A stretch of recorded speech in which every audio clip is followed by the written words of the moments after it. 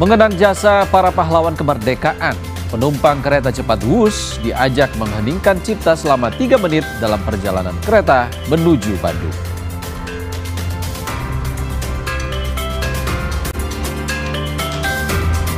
Kejaksaan Agung melimpahkan 4 tersangka kasus korupsi pengadaan laptop ke Kejaksaan Negeri Jakarta Pusat.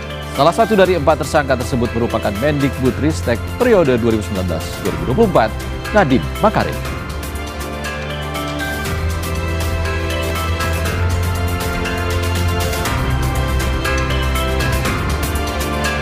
Polrestabes Makassar mengungkap kasus penculikan dan perdagangan anak di bawah umur yang melibatkan 4 orang tersangka.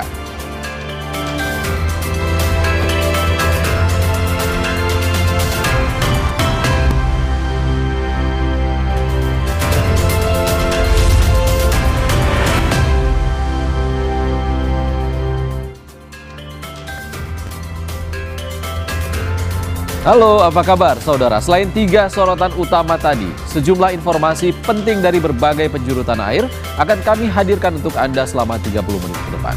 Bersama saya, Ihsan Sitorus. Kita jelang Indonesia Update selengkapnya.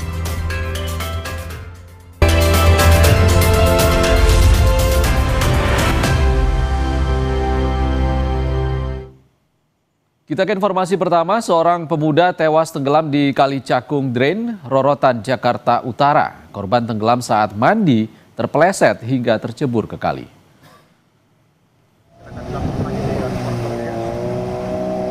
Setelah mendapati informasi pemuda tercebur ke Kali Cakung Drain, Jakarta Utara, petugas suku dinas penanggulangan kebakaran dan penyelamatan sektor Cilincing langsung mencari menggunakan perahu karet. Setelah melakukan pencarian selama 2 jam, petugas menemukan korban tak jauh dari lokasi tenggelam, namun sudah tak bernyawa. Korban diketahui tenggelam setelah terpeleset dan tercebur ke kali saat mandi.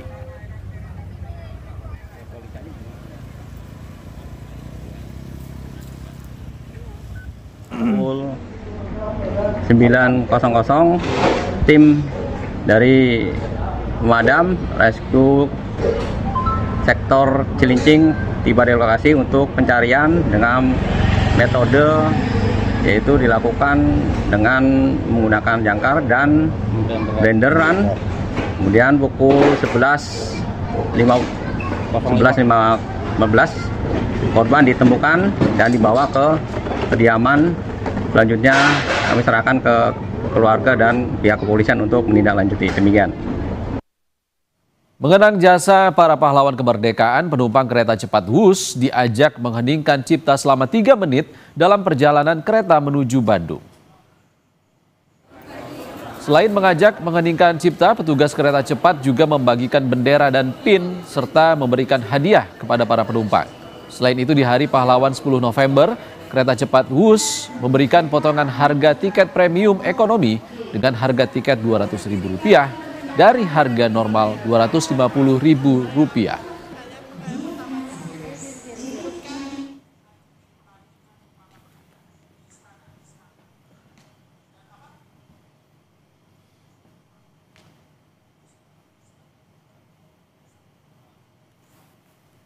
Saudara, kita akan ikuti prosesi pelantikan Kepala BRIN dan juga Wakil Ketua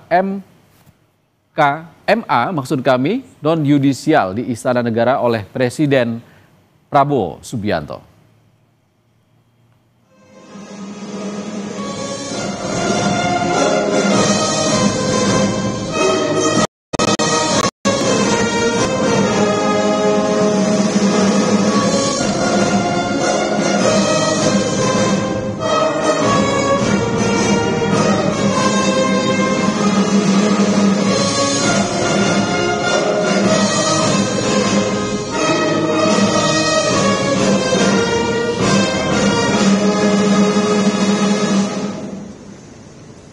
Pembacaan keputusan Presiden Republik Indonesia oleh Deputi Bidang Administrasi Aparatur Kementerian Sekretariat Negara.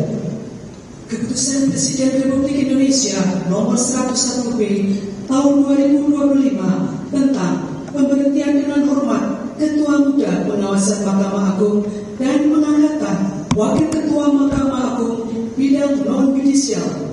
Keputusan Keputusan Presiden Republik Indonesia nomor 123P tahun 2025 tentang pemberhentian dan pengangkatan Kepala dan Wakil Kepala Badan Riset dan Inovasi Nasional. Dengan rahmat Tuhan Yang Maha Esa, Presiden Republik Indonesia menimbang dan seterusnya, mengingat dan seterusnya, memutuskan, menetapkan dan seterusnya, ke satu dan seterusnya, kedua, mengangkat masing-masing satu, Dr. Dwiarso Budi Santiarto sebagai Wakil Ketua Mahkamah Agung bidang non-judisial. 2. Profesor Dr. Arif Satria sebagai Kepala Badan Riset dan Inovasi Nasional.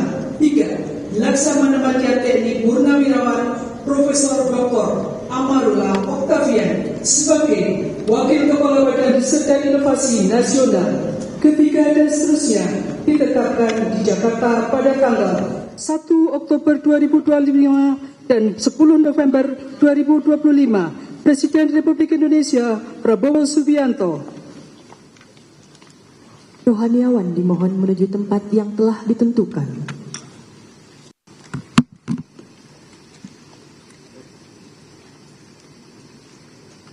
Pengucapan Sumpah Wakil Ketua Mahkamah Agung bidang non-yudisial di hadapan Presiden Republik Indonesia.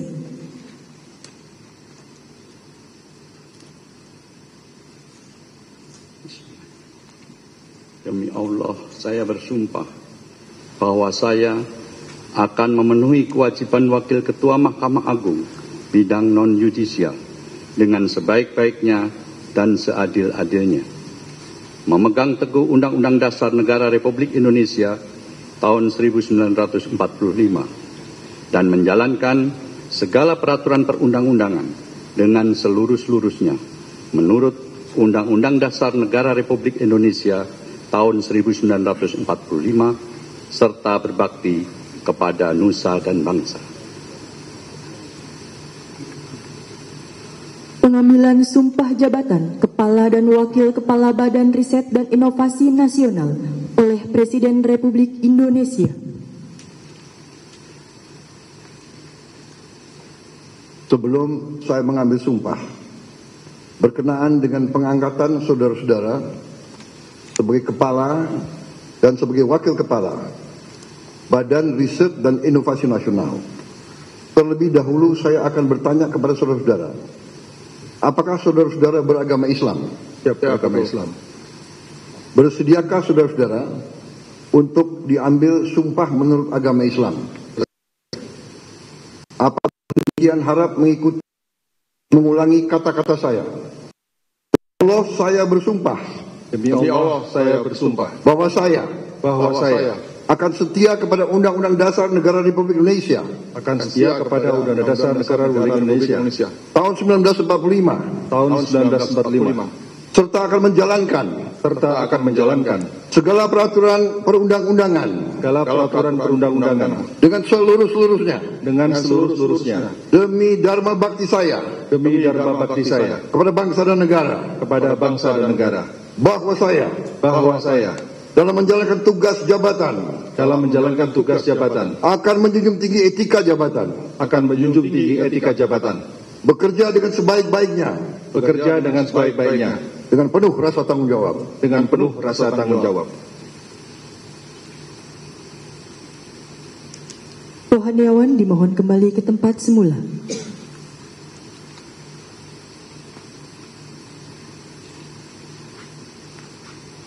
Persiapan penandatanganan berita acara kepada Dr. Haji Dwiarso Budi Santiarto dimohon menuju meja penandatanganan.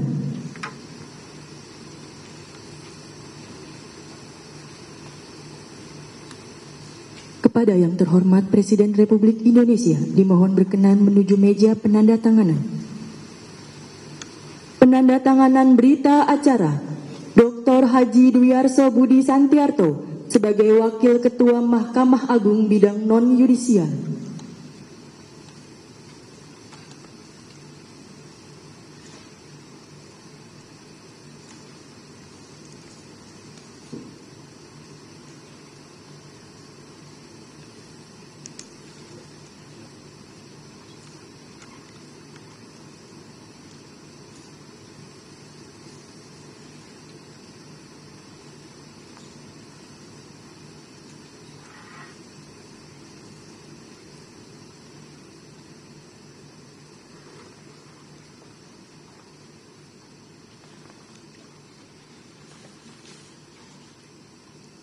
Profesor Dr. Arif Satria sebagai Kepala Badan Riset dan Inovasi Nasional.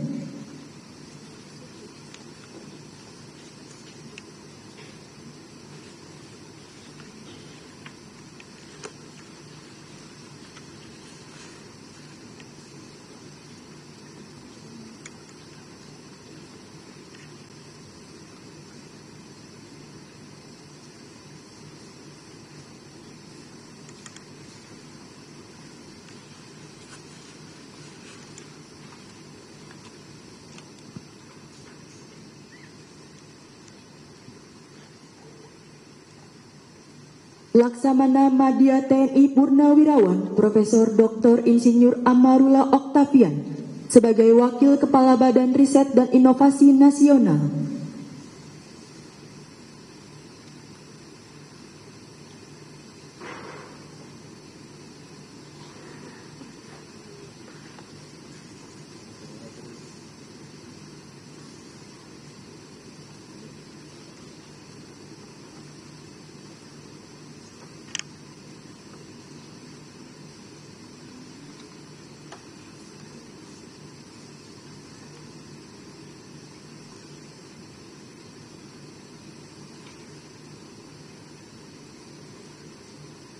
Pada yang terhormat Presiden Republik Indonesia, dimohon berkenan kembali ke tempat semula.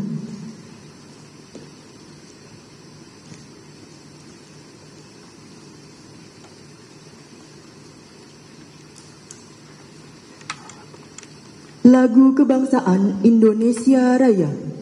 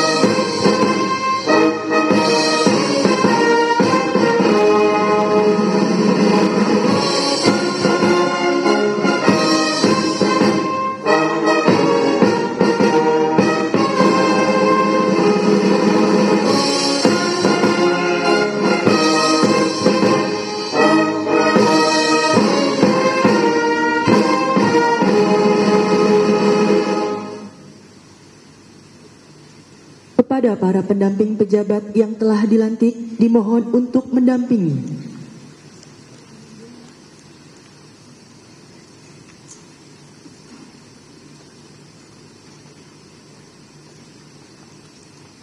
Selanjutnya, pemberian ucapan selamat didahului oleh Presiden Republik Indonesia dan Wakil Presiden Republik Indonesia.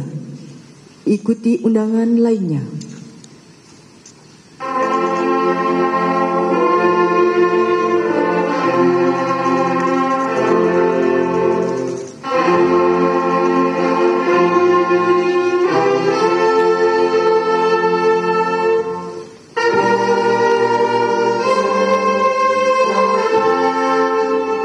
Saudara, baru saja Presiden Prabowo Subianto melantik Wakil Ketua MA Bidang Non-Yudisial Dwiarso Budi Santiarto. Selain itu, pimpinan BRIN juga dilantik oleh Presiden Prabowo, yakni Arif Satria sebagai Kepala BRIN dan juga Laksamana Madya TNI Purnawirawan Amarula Oktavian sebagai Wakil Kepala BRIN.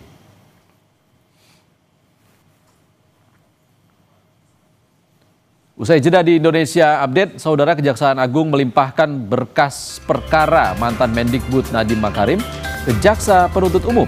Berkas 3 tersangka kasus korupsi pengadaan laptop juga diserahkan ke Kejaksaan Negeri Jakarta Pusat.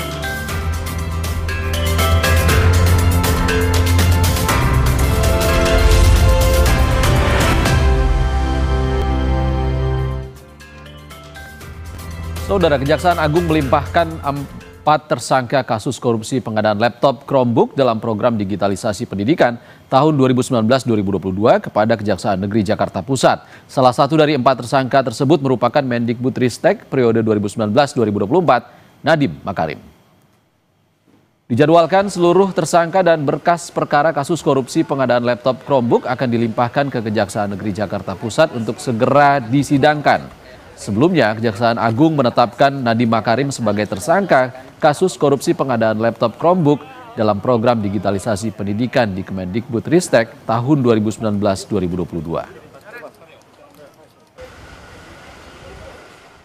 Saya juga ingin bilang, karena ini Hari Pahlawan ya, saya jadi keinget waktu upacara di Kemendikbud itu mengenang para pahlawan tanpa tanda jasa, yaitu guru-guru. Jadi saya ingin mengucapkan salam hormat kepada guru se-Indonesia. Saya alhamdulillah sehat walaupun ini masa yang sulit buat saya karena terpisah dengan keluarga dan 4 anak saya masih sangat kecil, jadi masih sangat membutuhkan ayahnya. Tapi alhamdulillah saya diberikan kekuatan dan saya berikan kesehatan karena Allah ada senantiasa selalu ada di sisi saya, karena Allah selalu ada di sisi kebenaran.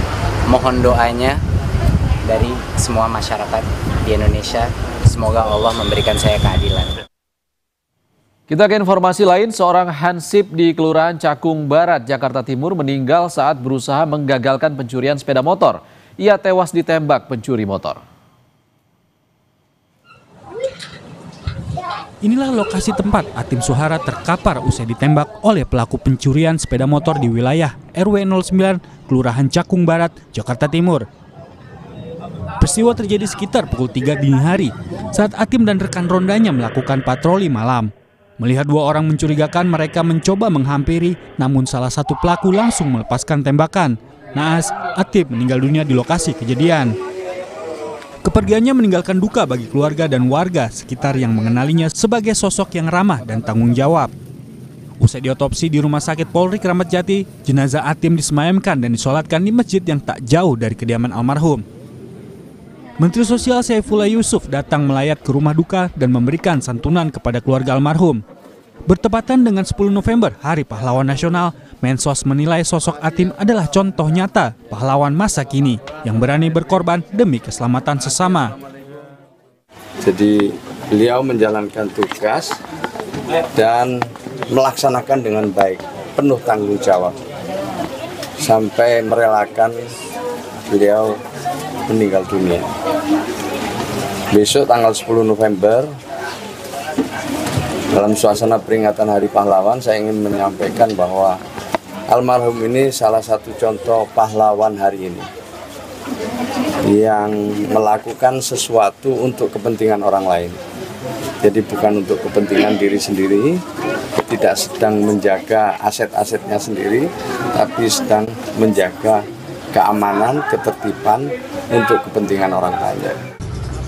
Polisi pun bergerak cepat memburu para pelaku. Pelaku pertama ditangkap di Pelabuhan Bakauheni saat hendak kabur ke Lampung. Pelaku tak bisa berkutik saat mobil yang ditumpanginya dikepung polisi. Usai menangkap pelaku pertama, tim gabungan Resmo Polda Metro Jaya dan Polres Metro Jakarta Timur kembali menangkap pelaku kedua.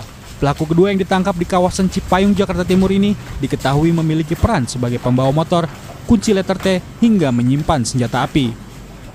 Saat ini kedua pelaku sudah berada di Gedung Kriminal Umum Polda Metro Jaya untuk menjalani pemeriksaan dan mempertanggungjawabkan perbuatannya.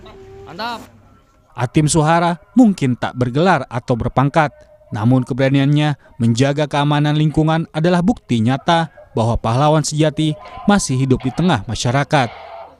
Tim Liputan Kompas TV. Kita ke sorotan lain, 2 saksi yang dihadirkan dalam sidang terdakwa Ahmad Faisal, Komandan Kompi Pradaluki, memenuhi unsur pasal yang didakwakan oleh auditor militer, di mana salah satu pasal yang digunakan yakni pasal tentang kekerasan yang berujung pada kematian.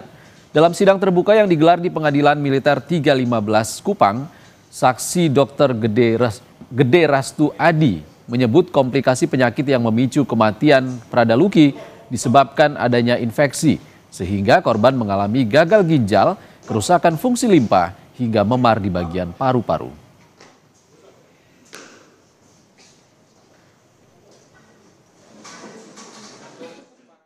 Peradangan kulit yang meluas di beberapa tempat, yaitu di daerah dada, di daerah tangan kanan kiri, dan juga paha kanan kiri. Memang untuk terjadinya suatu memar pada jaringan paru-paru memang harus terjadi suatu mekanisme trauma. Mekanisme trauma yang terjadi berarti karena paru-paru, berarti yang terjadi mekanisme adalah di luar dari paru-paru, di atasnya, yaitu di daerah dada.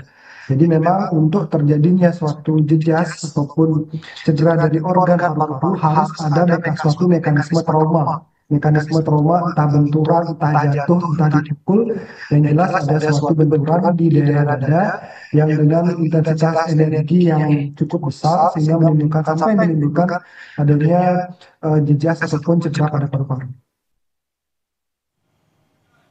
Jangan kemana-mana dulu saudara, informasi penting lainnya akan hadir usai jeda. Tetaplah di Indonesia Update.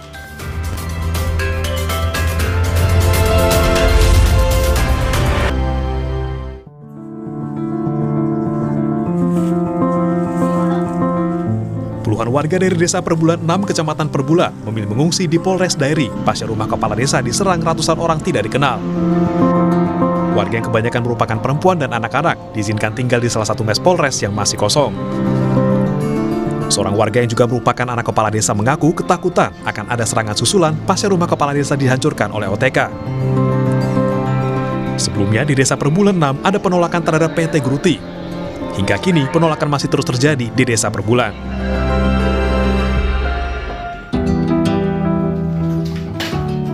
Sebuah musola di RT 3 RW 3 Desa Saudagaran Banyumas, Jawa Tengah ambruk setelah hujan deras.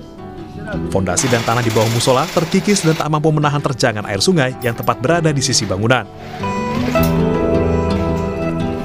Tidak ada korban jiwa dalam peristiwa ini. Agar tidak membahayakan, warga bersama anggota TNI dan Polri bergotong royong merobohkan musola.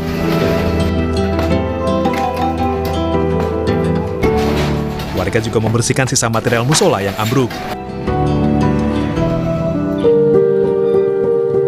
Seorang pria di Bulukumba, Sulawesi Selatan tewas tersambar petir ketika sedang memanjat pohon aren.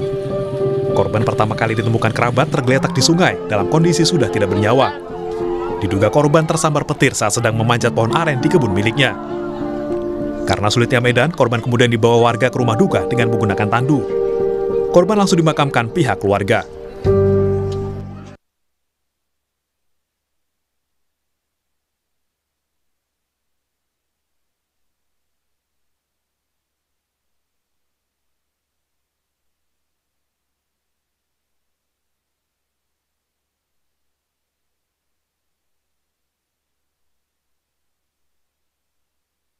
Selain mengajak mengheningkan cipta, petugas kereta cepat juga membagikan bendera dan pin serta memberikan hadiah kepada para penumpang. Selain itu di Hari Pahlawan 10 November, kereta cepat Hus memberikan potongan harga tiket premium ekonomi dengan harga tiket Rp200.000 dari harga normal Rp250.000.